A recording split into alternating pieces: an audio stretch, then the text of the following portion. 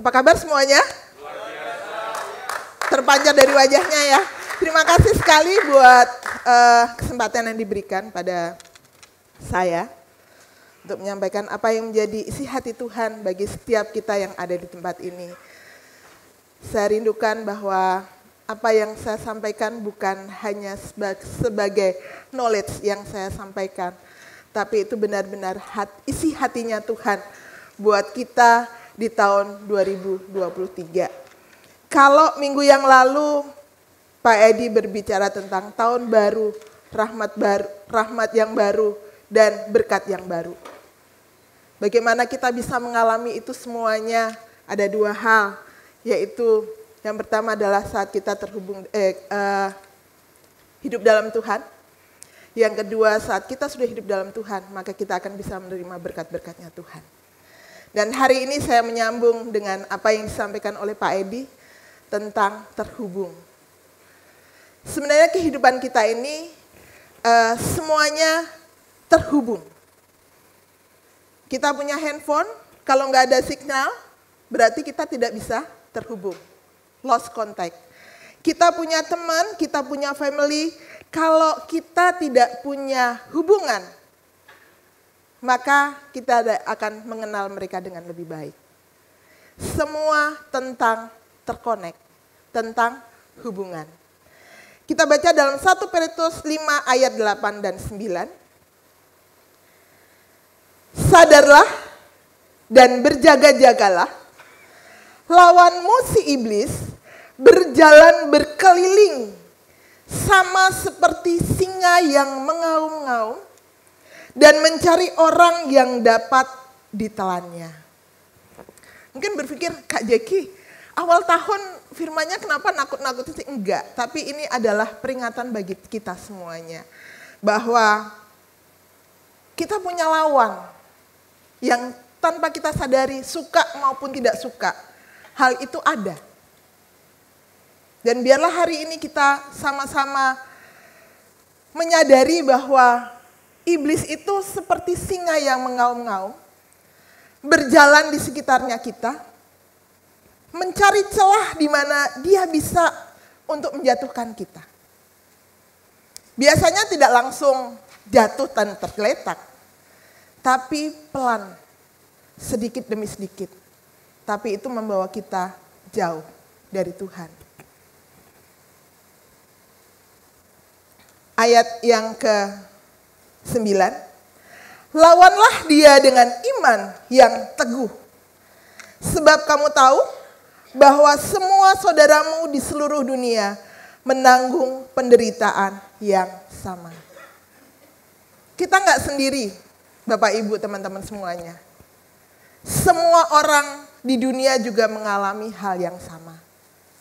Makanya Tuhan bilang dan Tuhan sudah memperlengkapi kita. Tuhan katakan di ayat yang ke-8 tadi bahwa singa mengaum-ngaum mencari mangsa.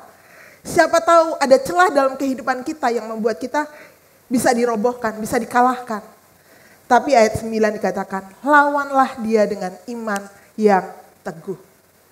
Sekali lagi, dengan iman yang teguh. Dari sejak awal dunia dijadikan, iblis berusaha untuk dengan berbagai macam cara menjatuhkan dan menjauhkan manusia dari Tuhan. Menawarkan banyak hal kepada kita sehingga memutar setiap prioritas dalam kehidupannya kita. Kalau sekarang ini ukuran sukses bagi orang dunia adalah banyak harta, apalagi punya usaha yang besar, punya jabatan yang tinggi, punya istri yang cantik atau suami yang cakep, yang bisa dibawa, kalau dibawa itu nggak malu-maluin. Badan yang atletis. Kemarin saya post di kantor, saya lagi olahraga. Terus Pastor Stephen bilang, mau pergi kemana? Karena saya pakai ransel dan bawa beban. Terus saya bilang gini, biar kalau difoto kelihatan cakep. Kita berusaha dengan berbagai macam cara untuk membuat kita menjadi lebih baik. Koleksi tas satu nggak cukup.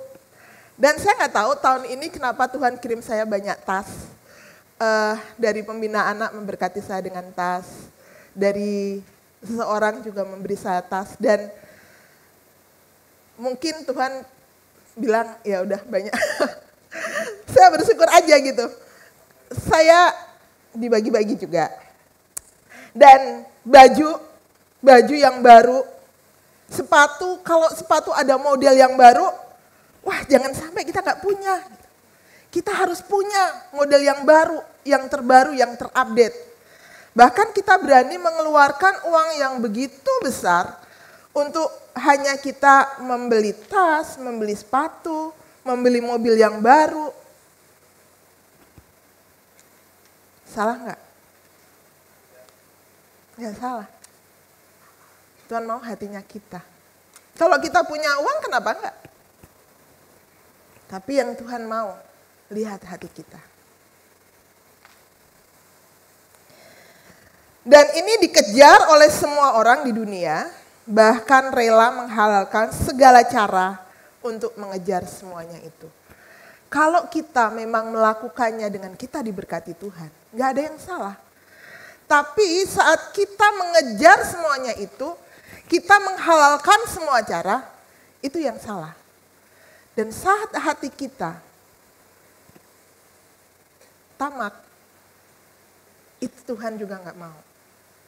Masih ingat seorang pemuda yang datang kepada Tuhan Yesus? Guru yang baik, bagaimana aku bisa mengikuti engkau? Tuhan bilang, lakukan ini, lakukan itu. Aku sudah melakukan semuanya.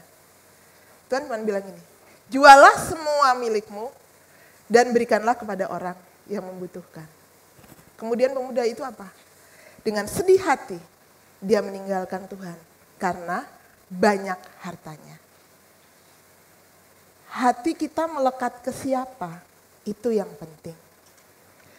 Dan beberapa waktu yang lalu saya dengar sebuah perbincangan seorang anak siswi SMP ya, SMP.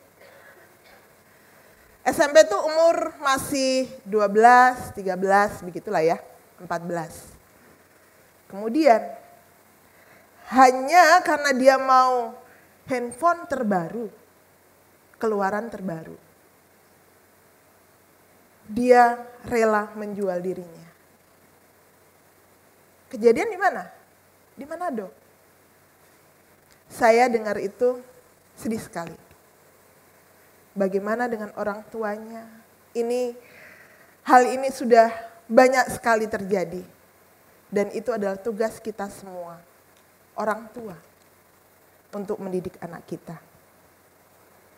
Orang banyak mencari kesuksesan dunia, orang mencari kekayaan dunia, bahkan orang mencari pengakuan dunia. Tapi kita lupa satu hal, Amsal 11 ayat 28. Siapa mempercayakan diri kepada kekayaannya akan jatuh. Gak apa-apa lah aku punya rumah 5, aku punya. Tapi kalau dia mengandalkan kekayaannya, itu firman Tuhan katakan bahwa akan jatuh. Tetapi orang benar akan tumbuh seperti daun muda. Kenapa daun muda? Daun muda itu akan selalu tumbuh. Selalu tumbuh yang baru. Saat kita hidup benar, maka kehidupannya kita bukan hanya diberkati sama Tuhan. Carilah dahulu kerajaan Allah dan kebenarannya, maka semuanya itu akan ditambahkan kepada kita. Tapi seringkali yang kita lakukan adalah kita mencari dulu harta yang ada. Dan kita lupa akan yang menciptakan kita. Bahkan di gereja sekarang, ya yang penting kan orang Kristen ke gereja. Tidak ada lagi kerinduan untuk berjumpa dengan Tuhan. Tidak ada lagi kerinduan untuk memuji Tuhan. Bapak Ibu kalau lihat saya setiap minggu saya duduk dan saya memuji Tuhan dengan semangat. Karena saya sedang menyembah Tuhan yang luar biasa. Saya nggak mau jaim, jaga image. Saya nggak mau cuman begini, enggak. Tapi saya mau seperti Daud yang walaupun dia seorang raja, dia mau menari-nari buat Tuhan sampai dikatakan dia seperti orang gila. Tapi dia tahu dia sedang apa? Dia sedang menyembah Tuhan yang hidup. Saya rindukan setiap kita jemaat yang ada di tempat ini. Yuk kalau kita lagi nyembah Tuhan, kita nyembah Tuhan sungguh-sungguh. Rindukan kita berjumpa secara pribadi dengan Dia yang memberikan kita segala-galanya. Kalau kita nggak bisa bernafas, selesai sudah. Tadi malam kami dikejutkan dengan sebuah berita. Salah satu gembala Gilgal cabang di Pondok Gede meninggal. Saat beliau sedang selesai memimpin ibadah Natal dan sedang penyalaan lilin. Kemudian dia jatuh. Hanya waktu 3 menit selesai. Kita nggak ngerti kapan waktunya Tuhan memanggil kita. Dan saya berharap firman ini bukan hanya kita dengar, tapi biarlah ini menjadi tuntunan buat kita. Melangkah di tahun 2023. Tuhan menciptakan kita bukan hanya kebetulan, bukan hanya coba-coba, tapi Tuhan punya tujuan atas hidup saya dan atas hidup Bapak Ibu, teman-teman semuanya. Mungkin ada yang berpikir, saya lahir dari kecelakaan orang tua saya, di luar nikah. Saya lahir tidak diinginkan oleh orang tua saya. Apapun alasan Bapak Ibu kita semuanya ada di dunia ini. Ingat, Tuhan punya tujuan atas hidup kita. Bukan hanya kita memenuhi bangku gereja ini, bangku gereja di mana-mana. Tapi Tuhan punya tujuan atas kita semuanya. Apakah kita melayani Tuhan masih ada kerinduan dalam diri kita? Kita menyembah Tuhan yang benar. Dan biarlah kita semuanya hari ini, kita belajar kembali pada prioritas yang benar. Iblis berusaha menjungkir balikkan prioritas kita. Menjungkir balikkan semuanya. Supaya apa? Kita terlepas, tidak terhubung lagi dengan Tuhan. Padahal ini adalah kunci yang paling harus kita miliki. Dan mari kita kembali pada prioritas itu. Yang terpenting yang pertama adalah hubungan kita dengan Tuhan. Saya hanya 2 poin. Tapi saya berharap ini menjadi dasar buat kita semuanya di tahun 2023. Bagaimana Tuhan mau. Prioritas kita yang pertama adalah hubungan dengan Tuhan. Kita harus kembali kepada kasih mula-mula kita. Wahyu 2 ayat 2-4. Kita akan baca bersama-sama. Aku tahu segala pekerjaanmu, baik jerih payahmu maupun ketekunanmu.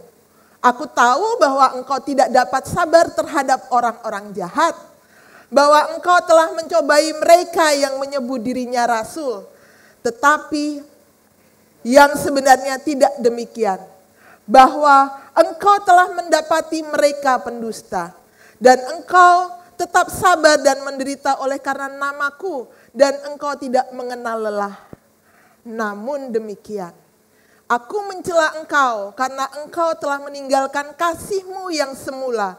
Sebab itu ingatlah betapa dalamnya engkau telah jatuh. Bertobatlah dan lakukanlah lagi apa yang semula engkau lakukan. Jika tidak demikian, aku akan datang kepadamu dan aku akan mengambil kaki dianmu dari tempatnya, jikalau engkau tidak bertobat. Sebelum menyampaikan firman ini, Bapak Ibu, saya yang terlebih dahulu harus kembali pada kasih mula-mula saya sama Tuhan. Di awal tahun, tanggal 31 malam, mau tanggal 1, saya tersungkur di kakinya Tuhan. Saya tersungkur, air mata saya semuanya tercurah. Karena saya tahu, saya mengevaluasi diri saya di tahun 2022. Dan saya minta sama Tuhan, Tuhan, aku mau kembali pada kasih yang mula-mula. Betapa jauh. Sepertinya saya selalu ada di gereja. Saya nggak ngomong orang lain, tapi diri saya sendiri. Saya selalu ada di gereja. Saya melayani, kemana aja saya melayani. Saya mau melayani anak-anak, di mana aja saya ketemu anak-anak saya mau melayani. Bagus nggak? Baik nggak apa yang saya lakukan? Baik. Tapi yang Tuhan mau adalah saya melakukannya karena saya mencintai Tuhan. Karena saya memiliki kasih yang mula-mula dengan Tuhan, maka saya mau melakukannya. Jangan hanya karena sebuah rutinitas, sehingga hal itu menjadi sebuah kebiasaan buat kita semuanya. Tapi biarlah hari ini, mari kita sama-sama membangun hubungan kita kembali dengan Tuhan. Jangan seperti jemaat yang di Efesus. Ini jemaat yang di Efesus yang ditegur oleh Tuhan. Tapi biarlah jemaat Gilgal hari ini, yang ibadah pagi hari ini, kita semuanya, biarlah ini juga menjadi peringatan buat kita. Bagaimana hubungan kita dengan Tuhan? Bagaimana caranya kita memulai kembali hubungan kita dengan Tuhan? Yang pertama, bersihkan saluran hati kita. Hati kita ini cuma kita yang tahu. Gak ada orang yang tahu. Tapi kita sama Tuhan yang tahu. Tapi bagaimana Tuhan bisa memakai kita sebagai saluran? Atau bagaimana hubungan kita dengan Tuhan bisa terjalin dengan baik? Kalau ada sumbatan-sumbatan dalam hati kita. Beberapa waktu yang lalu saya sakit. Dan dokter bilang ada sumbatan. Saya udah takut sekali. Wah ada sumbatan. Makanya saya sekarang, saya bilang sama dokter, dok saya nggak ini, nggak itu, nggak itu. Saya nggak makan yang aneh-aneh. Saya nggak minum yang bersoda-soda, saya juga nggak minum. Saya lebih banyak minum air putih. Yang gulanya banyak juga saya nggak minum. Tapi ternyata ada sumbatan. Dan itu membuat saya, oh Tuhan, di awal tahun itu saya tahu Tuhan berbicara dengan saya lewat saya sakit. Ada sumbatan dalam diri saya. Hubungan saya dengan Tuhan tersumbat. Sehingga apa yang saya lakukan adalah sebuah rutinitas.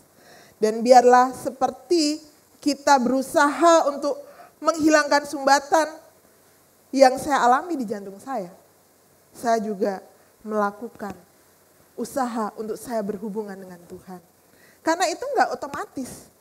Tapi itu kita harus mengusahakannya. Sedapat mungkin kita harus mengusahakannya. Setiap pagi kalau kedagingan saya maunya tidur. Tidur nanti aja berbangun. Tapi bagaimana kita berusaha untuk melakukannya. Melakukan hubungan dengan Tuhan. Membangun saat teduh kita dengan Tuhan. Mazmur 23 ayat 3-4. Siapakah yang boleh naik ke atas gunung Tuhan? Siapakah yang boleh berdiri di tempatnya yang kudus? Kita baca sama-sama. 4 ayat 4. Orang yang bersih tangannya dan murni hatinya. Yang tidak menyerahkan dirinya kepada penipuan. Dan tidak. Ya. Kita punya Allah yang kudus. Dan biarlah kalau kita datang pada Tuhan. Kita cek diri kita masing-masing. Biar kita layak di hadapan Tuhan. Yang kedua, setelah kita cek hati kita. Yang kedua adalah membaca firman Tuhan. Mazmur 119 ayat 105. Firman itu pelita bagi kakiku dan terang bagi jalanku. Firman Tuhan itu pelita bagi kaki kita. Kemana kita melangkah? Kalau kita banyak mendengarkan firman Tuhan, kita banyak membaca firman Tuhan, kaki kita akan melangkah pada hal yang benar. Tapi kalau kita tidak melakukannya dan kita lebih banyak mendengar dunia, maka yang kita lakukan akan jauh dari Tuhan. Tapi saat kita mau mendisiplinkan diri kita untuk kita baca kebenaran firman Tuhan. Mungkin udah berulang kali Bapak Ibu mendengar hal ini. Tapi please jangan cuma mendengar, tapi lakukanlah. Berikanlah waktu kita yang terbaik untuk kita membaca firman. Renungan itu kalau Bunda bilang cuma ekstra puding. Renungan yang Pak Edi kirim tiap hari, ada baca, itu cuma ekstra puding Bapak Ibu. Tapi firman, itulah makanan kita. Makanan utama kita. Jadi jangan cuma ekstra puding. Cuma makan ekstra puding udah baca firman. Belum, itu ekstra puding. Tapi firman yang sesungguhnya adalah kita membaca kebenaran firman Tuhan. Yeremia 17 ayat 7. Diberkatilah orang yang mengandalkan Tuhan, yang menaruh harapannya pada Tuhan. Ia akan seperti pohon yang ditanam di tepi air, yang merambatkan akar-akarnya ke tepi batang air, dan yang tidak mengalami datangnya panas terik, dan daunnya tetap hijau, dan tidak khawatir dengan tahun kering, dan tidak berhenti menghasilkan buah. Ini janji Tuhan. Saat kita benar-benar dengan Tuhan, maka kita akan mengalami janji-janji Tuhan. Yang kedua, tadi kan poin yang pertama adalah hubungan dengan Tuhan. Hubungan yang kita harus perbaiki yang kedua adalah keluarga. Waktu saya mempersiapkan ini, saya tanya, Tuhan saya belum berkeluarga. Tuhan bilang, tapi kan kamu punya orang tua. Kamu sebagai anak. Kita baca Kejadian 2 ayat 18, nggak usah dibuka ayatnya, tapi setelah Tuhan menciptakan Adam dan Hawa, terbentuklah sebuah keluarga. Tuhan ciptakan Adam, kemudian Tuhan ciptakan Hawa. Ini adalah departemen pertama yang Tuhan bentuk, yaitu keluarga. Dan dari awal pun, iblis berusaha untuk merusak keluarga. Dengan membujuk Hawa, kemudian makan buah terlarang. Hawa membujuk Adam, akhirnya kedua-duanya jatuh dan mereka terpisah dari Tuhan. Kain membunuh Habel, Daud tidak dianggap oleh kakak-kakaknya dan orang tuanya. Yusuf dibuang kakak-kakaknya. Bahkan Ayub mencoba dihancurkan oleh iblis dengan membunuh anak-anaknya. Keluarganya dihancurkan. Tapi kita bersyukur punya Tuhan yang memberi tuntunan buat kita. Jadi keluarga yang benar itu seperti apa sih? Alkitab menjelaskan dengan detail. Kalau kita mengikuti semuanya itu, saya percaya kok. Kita semuanya ini, keluarga kita akan menjadi keluarga yang luar biasa. Kita akan menjadi berkat dimanapun kita berada. Saya akan tulis ini sebagai ayah. Kemudian ini ibu.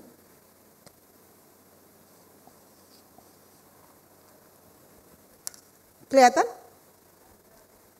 Saya geser ya, biar bisa kelihatan. Gak apa-apa, it's okay. Bisa. Ini anak.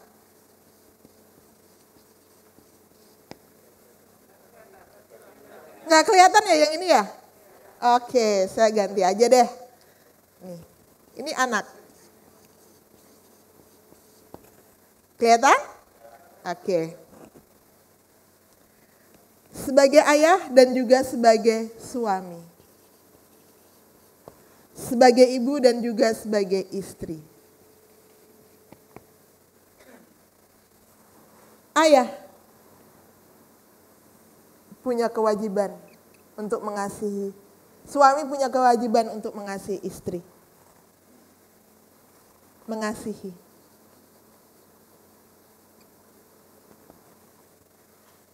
Istri juga punya kewajiban kepada suami. Istri sebagai penolong buat suami. Istri harus menghormati suami. Jangan menanduk, tapi tunduk sama suami. Kemudian, sebagai seorang ayah, dia harus mendidik anak-anaknya untuk takut akan Tuhan. Sebagai seorang istri, harus mengajarkan ketetapan-ketetapan tentang firman Tuhan kepada anak-anaknya. Dan sebagai anak, dia harus hormat dengan orang tua. Dia harus mendengar didikan ibunya. Dan di tengah ini siapa? Di tengah sini adalah Tuhan. Yang memberkati.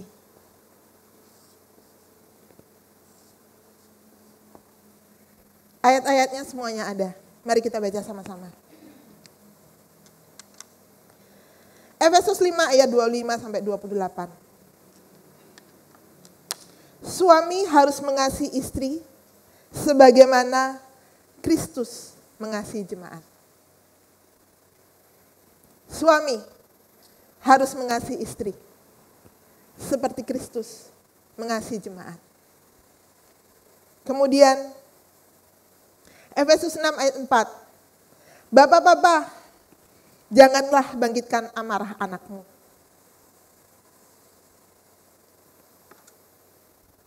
Di dalam hati anak-anakmu, tapi didiklah mereka di dalam ajaran dan nasihat Tuhan. Istri harus tunduk kepada suami dan harus mengajarkan jalan Tuhan kepada anak-anak. Sebagai suami dan istri, didiklah anak muda menurut jalan yang patut baginya. Maka pada masa tuanya, ia tidak akan menyimpang dari jalan Tuhan. Anak-anak, siapa di sini anak? Kita semua anak, karena kita punya orang tua. Gak mungkin kan kita lahir sendiri tanpa orang tua. Tapi kita punya orang tua. Anak-anak penting sekali ini. Harus mematuhi orang tua mereka. Amsal 1 ayat 8. Hai anakku, dengarlah didikan ayahmu dan jangan menyia-nyiakan ajaran ibumu. Ulangan 5 ayat 16. Hormatilah ayahmu dan ibumu seperti diperintahkan kepadamu oleh Tuhan dan Allahmu, supaya lanjut umurmu dan baik keadaanmu di tanah yang diberikan Tuhan Allahmu kepadamu. Saat kita menangkap dengan baik struktur yang Tuhan berikan dalam keluarga. Jadi bukan cuma organisasi yang punya struktur Bapak Ibu. Keluarga kita juga punya struktur yang sudah dibentuk sama Tuhan. Nanti dicatat semua ayat-ayatnya. Dan ini sangat-sangat penting. Sebagai ayah dan sebagai ibu, jangan pernah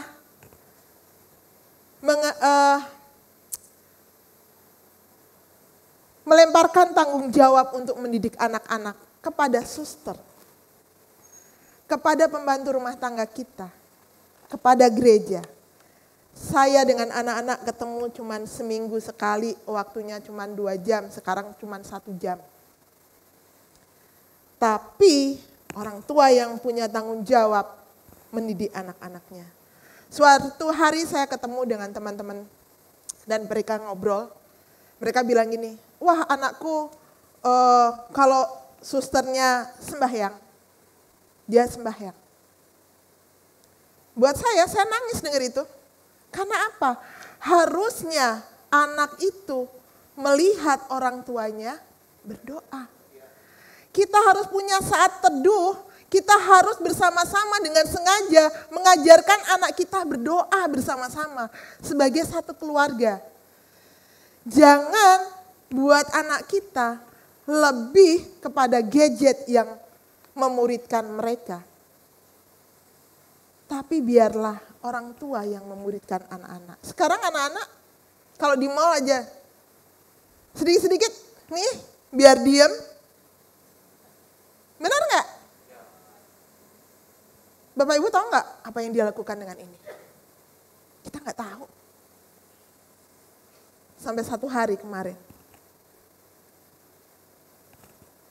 di keluarga saya mamanya nangis-nangis. Karena mempercayakan anaknya dengan gadget. Sepertinya dia membaca buku, e-book. Ini adalah dunia untuk masuk kemana aja. Makanya saya selalu bilang, ini bisa menjadi surga, ini juga bisa menjadi neraka buat kita semuanya. Tergantung bagaimana kita. Kalau anak kita kan belum tahu mana yang baik dan mana yang buruk. Apalagi kalau kita nggak pernah mengajarkan sebagai orang tua, mana yang baik dan mana yang buruk. Bagaimana anak-anak kita bisa mengerti dan memfilter apa yang harus bisa dia lihat, apa yang bisa mereka dengar, apa yang enggak. Maaf ya saya emosi di hal ini. Tapi ini adalah tugas saya untuk menyampaikan hal ini kepada Bapak Ibu. Please, jangan sampai kalian menyesal nantinya. Wah, ternyata anak saya begini, anak saya begitu. Adik saya nangis-nangis telepon saya. Saya bilang, kamu gak bisa bikin apa-apa. Bangun saat teduh bersama-sama. Ajarkan anak kamu berdoa. Bawa dia ke gereja. Mau nangis, mau gak mau, bawa dia ke gereja. Biar dia tahu di mana tempat dia harus ada. Ini tugas kita semuanya. Dan dia bilang, gak gampang ya Jack ternyata punya anak. Ya memang gak gampang. Kita punya tanggung jawab yang besar. Kalau kita gak ajarin anak kita pada hal-hal yang jalannya Tuhan, maka semuanya akan sia-sia. Dan biarlah kita sebagai orang tua, kita yang mengajarkan itu kepada anak-anak kita. Kalau anak kita menjadi pemarah, please, yuk kita introspeksi diri kita.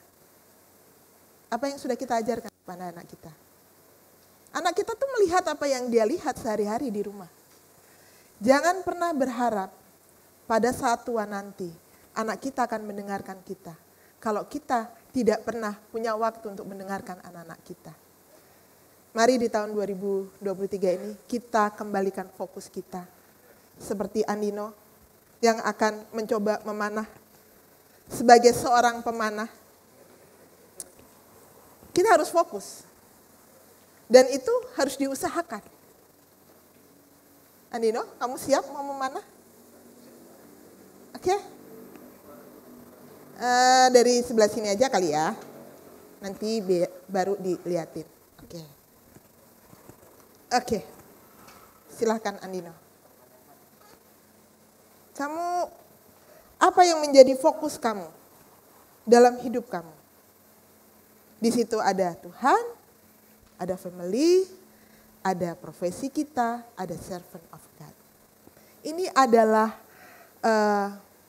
fokus kita sebenarnya. Sasaran kita, fokus kita itu ada 5. Tapi saya di sini cuma bahas 2. Yaitu Tuhan dan keluarga. Silakan Andino. Andino, kalau kamu belajar memanah itu, kamu latihan dulu nggak kemarin? Oke, silakan. Terus kamu bisa fokus nggak kalau kamu memanah itu bisa tepat nggak? Kamu yakin nggak kamu bisa melakukan itu? Hah? Bimbang? Kenapa kamu bimbang? Coba. Nah, nggak bisa begitu. Nah,